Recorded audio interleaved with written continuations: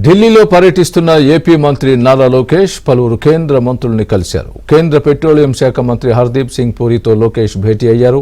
BPCL రిఫైనరీని త్వరితగతిన నిర్మించాలని కేంద్ర మంత్రికి విజ్ఞప్తి చేశారు. ఆంధ్రప్రదేశ్లో బీపీసీఎల్ సంస్థ నిర్మించే రిఫైనరీ పెట్రోకెమికల్ కాంప్లెక్స్ త్వరితగతిన కార్యకలాపాలను ప్రారంభించేందుకు సహకరించాలన్నారు.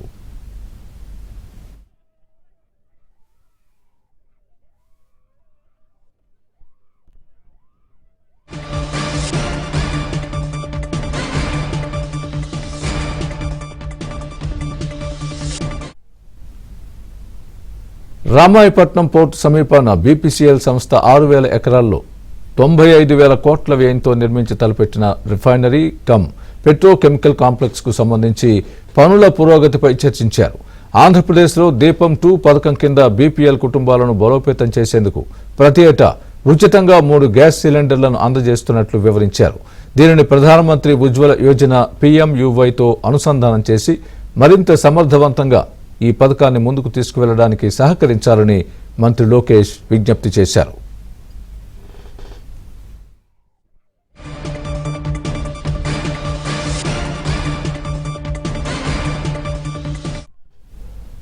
కేంద్ర మంత్రి నడ్డాతో భేటీ అయిన లోకేష్ యూరియా సమస్యను సత్వరమే పరిష్కరించాలని విజ్ఞప్తి చేశారు. కేంద్ర రోడ్డు రవాణా శాఖ మంత్రి నితిన్ గడ్కరీతో సమావేశమైన లోకేష్ కానూరు మచిలీపట్నం రోడ్డు విస్తరణకు చర్యలు తీసుకోవాలన్నారు.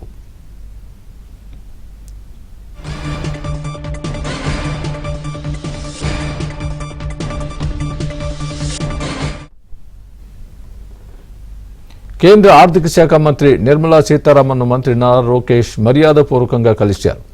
ఈ సందర్భంగా నిర్మలా సీతారామన్కు పుట్టినరోజు శుభాకాంక్షలు కూడా తెలిపారు. రాష్ట్రంలో కూటమి ప్రభుత్వం అధికారంలోకి వచ్చాక ఉదారంగా ఆర్థిక సాయం అందిస్తున్నందుకు ధన్యవాదాలు తెలిపారు.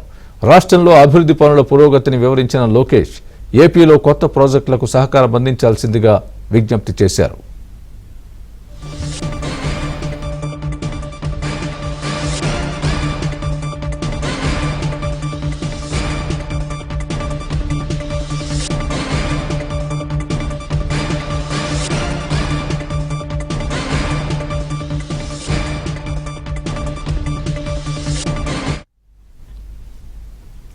అంతకుముందు విదేశీ వ్యవహారాల మంత్రి జయశంకర్తో మంత్రి నారా లోకేష్ భేటీ అయ్యారు. ఏపీలో డేటా సిటీ ఏర్పాటుకు సహకారం అందించాలని విజ్ఞప్తి చేశారు. ఇటీవల సింగపూర్ ప్రభుత్వంతో జరిపిన చర్చల గురించి కూడా వివరించారు. విశాఖలో డేటా సిటీని అభివృద్ధి చేయడంతో భవిష్యత్తులో ఏపీ టెక్నాలజీ హబ్గా తయారవుతుందని లోకేష్ తెలిపారు.